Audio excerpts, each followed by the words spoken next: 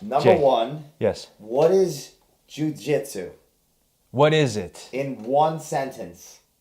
I believe in Japanese it means the gentle art. Really? Yeah. I thought that was massage.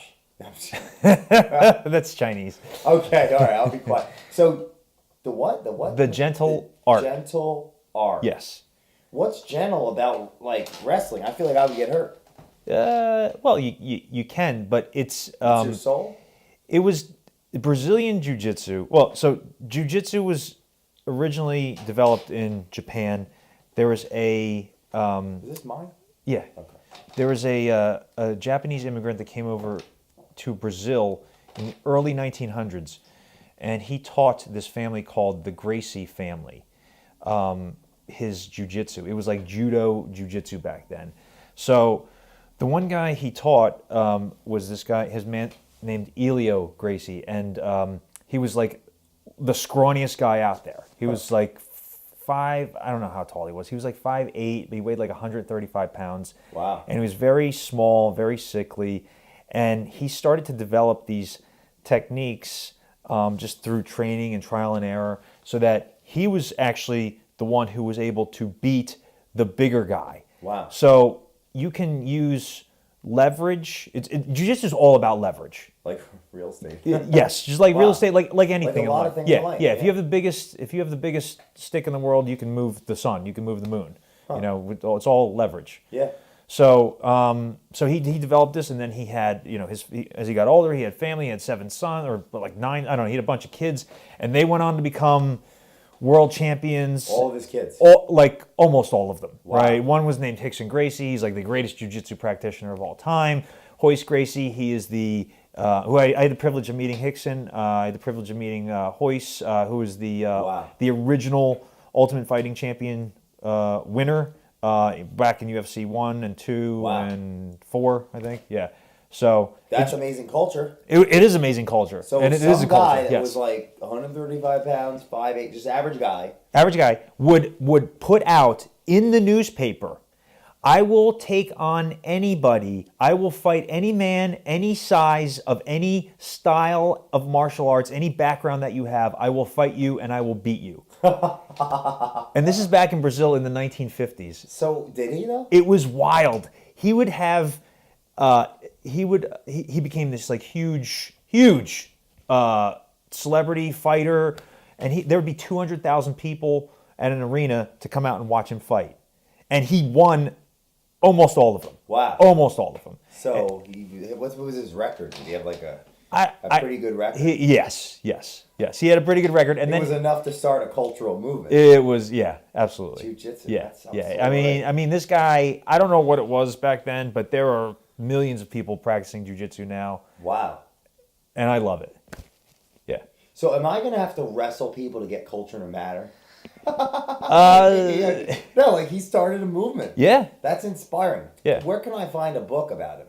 I got one over there. I got a bunch of them. See you guys yeah. This is amazing. But here's the thing. You don't read jiu-jitsu. No, you have to experience You do it. Yeah, you do it. What if I'm too pansy for that? Listen, everybody is too pansy. What was the most you ever weighed? 255 pounds. Okay, that's huge. Okay, right. That's huge. Okay, so because I saw your pictures and I was a bigger guy. You were a big guy. Even before my accident with the car, I was my normal weight is about 227. Okay, so I was the most I ever weighed was probably close to 230. But I was at my biggest and strongest. I was like probably 215. Like pretty muscular, muscular. I could bench press in the mid 2s, like close to 300 pounds. I could deadlift over 500 pounds. And I went to I had a friend, and he was talking about this. I just met him. It was right when I got out of college. I was working at this company, and my buddy, and his name was Marty, and he said, "Hey, I just met him," and he's like, "There's this martial art you should know about. It's called Jiu-Jitsu," and he's been doing it for a couple of years, and he's like, yeah, the instructor is like really good, and you can like break people's arms, and they do like this like cage fighting, and I was like, oh, I got it, sign me up, because I was like 23 and like full of piss and vinegar and just, so it was, that's how I got involved in that. And, okay. Now, I know what I know what I wanted to say. Yeah. So I was pretty big and strong back then, right? Okay. Like I'm still strong, but I was like You were a big guy. I was like power lifter, like amateur power lifter, Yeah. like pretty strong. And I went there, and there was this guy. He was 135 pounds. 135 pounds. 135 pounds, and he was like 5'4", 5'5", 135 pounds. That's a strong weight, dense weight though. A dense weight. A dense weight. Okay, but I outweighed him by 80 pounds. 80 pounds. And he smoked me. Ouch. I didn't know what was going on. He killed me. I'm like, what is going on? This little guy is just tying me up like a pretzel and beating me up. So. And I had no idea. What was the takeaway from that? The takeaway was I got to learn this stuff. And that's when it started 10 years ago? 2003. Wow. So like 14 years ago was when I first started. Yeah. For viewers that are watching this, how do you think Jiu-Jitsu has helped you as a person and in business and in life? So, well, we could talk about the one thing we were talking about earlier is the 6 human needs. Yeah, I would like to. Let's intro that for the next video. Okay. How has that interrelated? It's just amazing. I mean, because there's exercise. There's the whole exercise portion of it. You stay in shape. You get to meet a ton of great people. There's a huge jiu-jitsu culture. And like I can fly to anywhere in the world and go to almost any different jiu-jitsu school, and almost all of them all have the similar culture. It's like they're all welcoming. They all want you to be there. They all love to train with you. They like to learn from you. You can learn. You're there to learn. It's just amazing. And then every time I go to a class, I've been doing it for a while, but I'm not an expert at it, right? Every single class I go to, I always learn something. Every single class. It doesn't matter. There's so many different intricacies. Wow. Even if it's the same move that I've done a million times, there's always something I can learn. There's always something that I can review, always something I can get better at, a little angle here, a little angle there. Would you say that gives your life more meaning then? Sure. Because, I mean, if you've got something to reach for... I don't know if it gives it more meaning. It's just...